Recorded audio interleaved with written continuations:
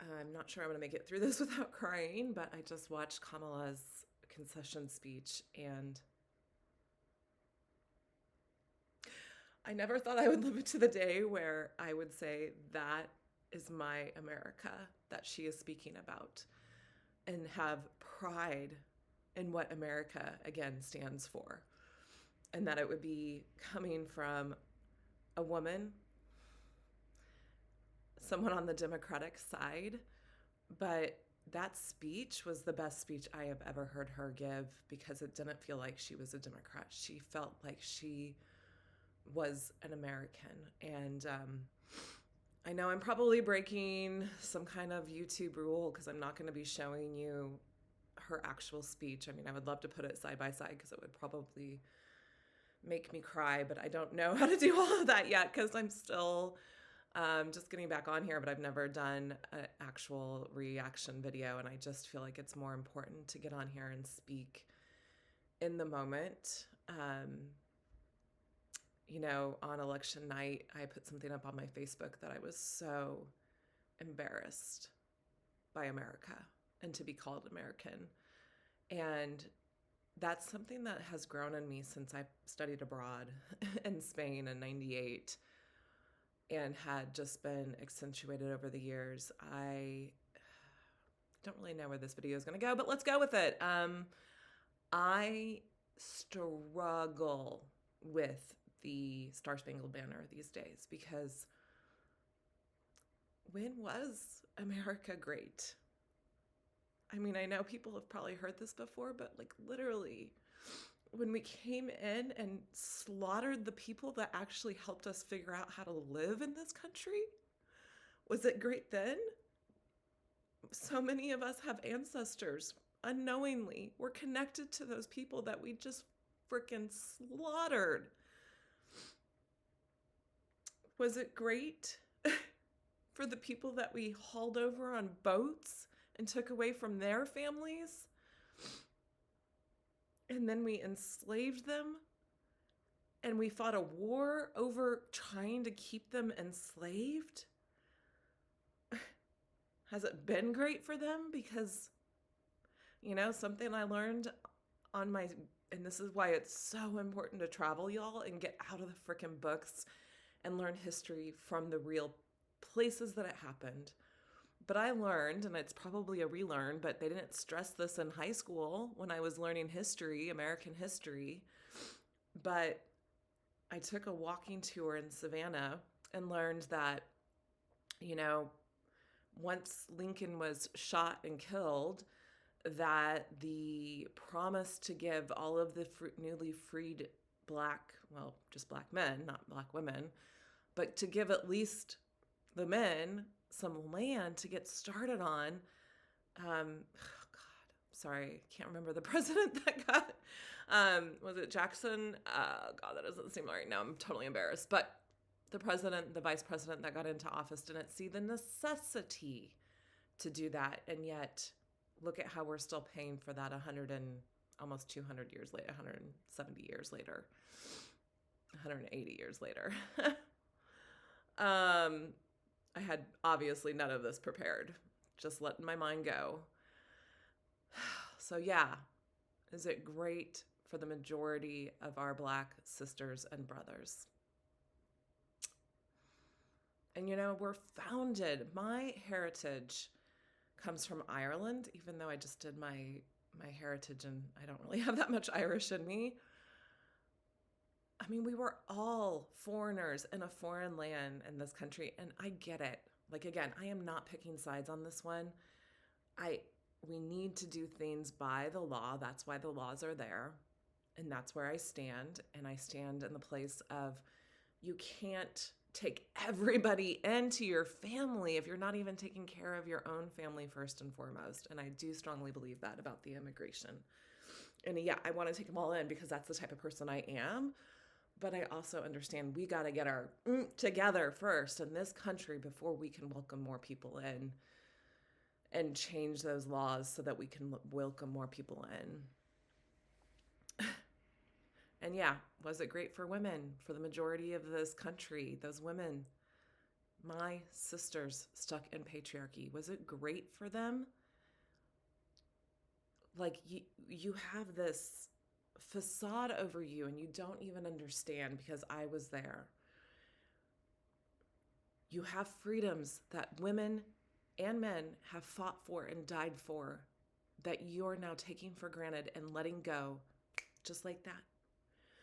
Just like that, for the safety, the elusive and lie of safety under the patriarchy.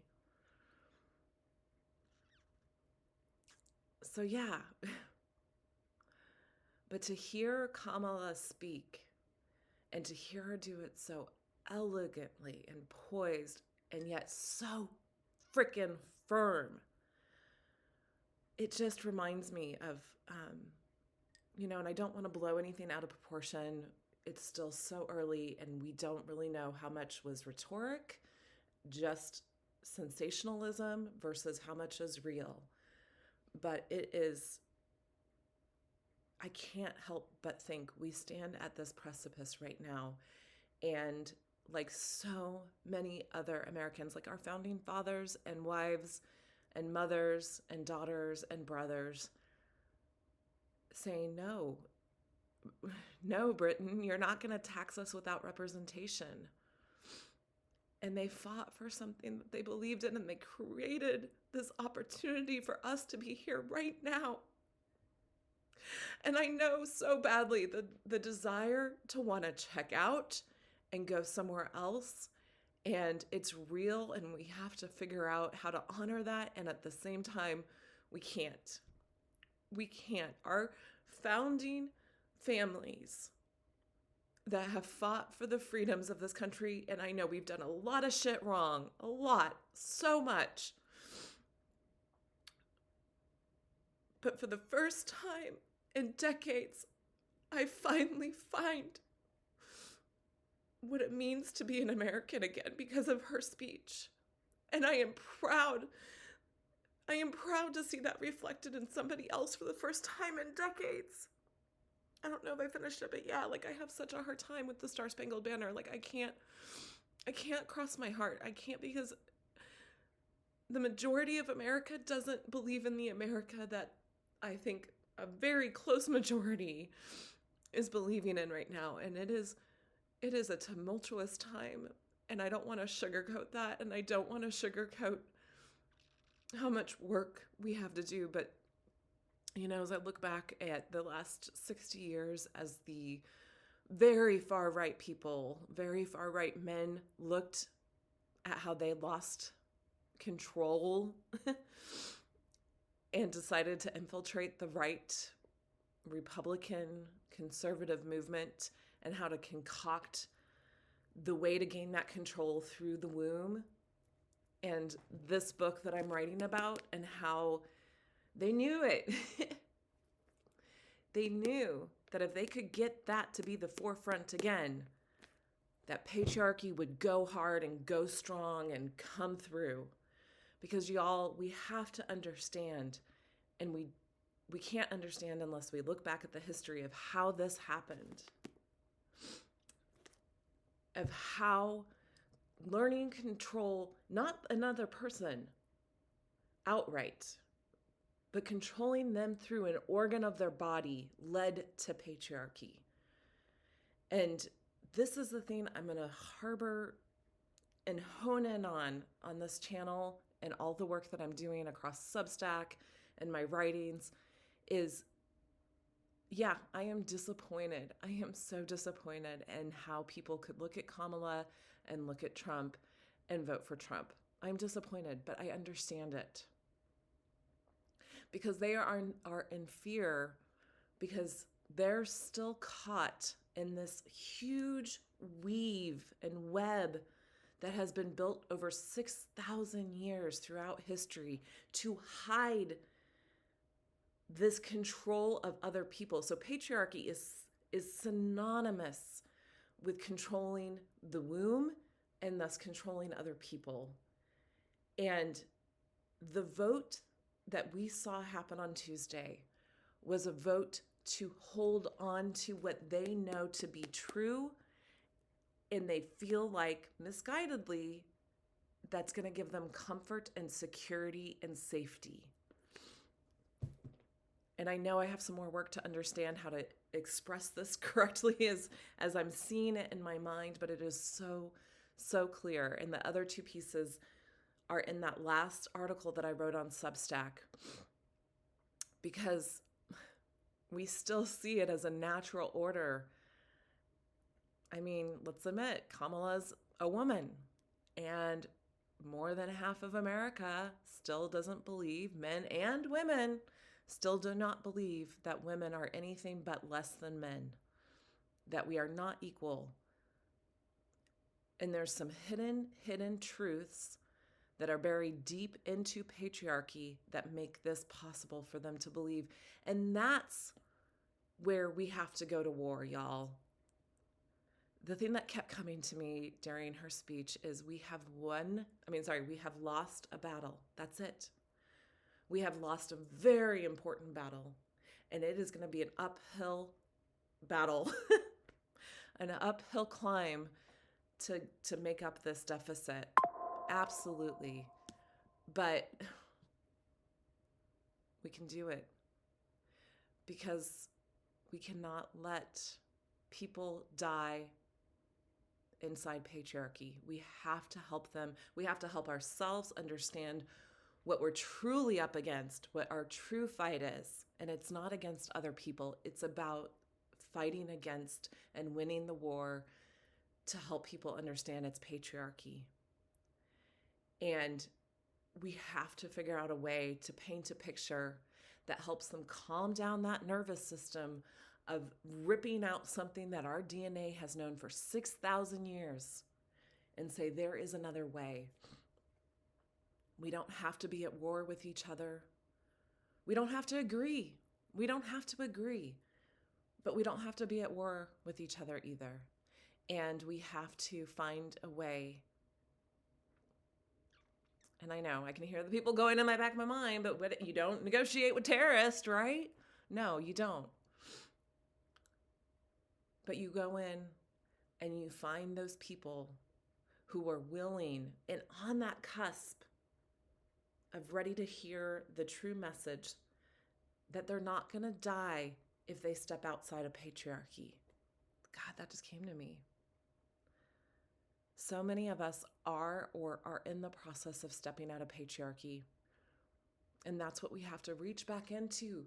Those people stuck in Gilead right now that do not see another way, and they are terrified of the enemy they do not know. I'm sorry, is that the right one? Yeah, the enemy we know is worse than the enemy we don't know. The devil we know is better than the devil we don't know. And they don't know that they're not going to step off and go into hell. Literally, y'all, they think they're going to hell if they step off of that precipice and join us. And so we've got to find a humane and compassionate way to reach those people inside that camp and invite them over and show them that they're going to be okay. And I don't know how you do that, because they think it's their eternal soul on the line here. But we don't do it with hate, and we don't do it with rhetorical, puns, and we don't do it with so much of what has been tried for the last 150 years. We have to find a different way. Humor. That's why I'm going to stick with humor, of pointing out the obvious.